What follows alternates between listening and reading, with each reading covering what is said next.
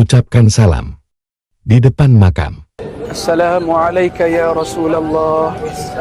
Assalamualaikum ya Nabi Allah. Assalamualaikum ya Habib Allah. Assalamualaikum ya khair khalqillah. Assalamualaikum ya safwat Allah. Assalamualaikum ayyuhan Nabi wa rahmatullahi wa barakatuh.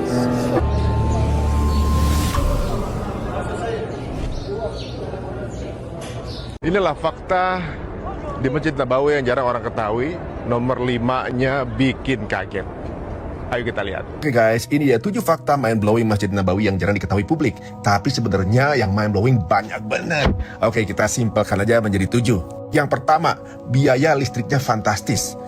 Masjid Nabawi adalah satu bangunan tertua yang dipasangi listrik di awal keberadaan listrik di Saudi Arabia sekitar tahun 1909.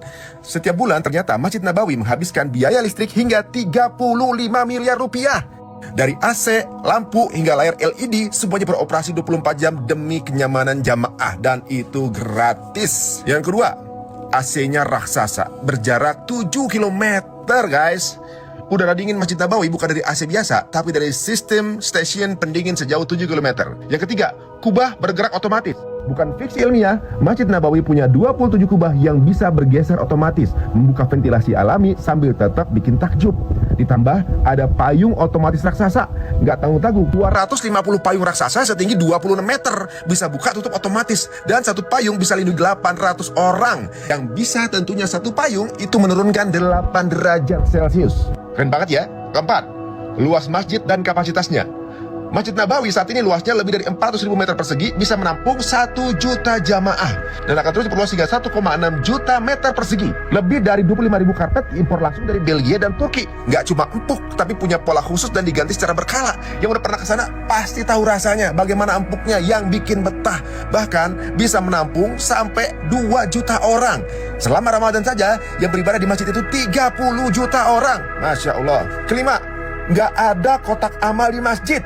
Loh, biayanya dari mana ya? Jadi Masjid Nabawi sejak 2003 dilarang ada kotak amalnya. Nah, biayanya dari pemerintah dan juga wakaf umat sebagai dana operasional Masjid Haram dan juga Masjid Nabawi.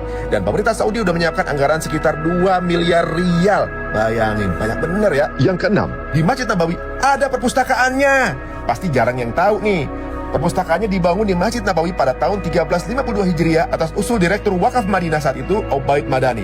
Dan ini semua ilmunya gratis untuk pengunjung asal tidak dibawa pulang. Ketujuh, imam pertamanya adalah seorang nabi. Gak tanggung-tanggung, nabinya Nabi Muhammad SAW yang merupakan nabi terakhir di akhir zaman ini.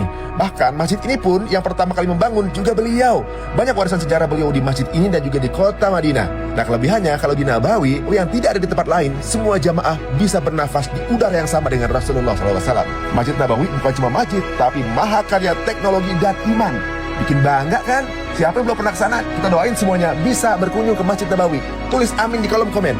Dan jangan lupa follow untuk konten Islam yang bikin seru dan juga bilang mind blowing berikutnya.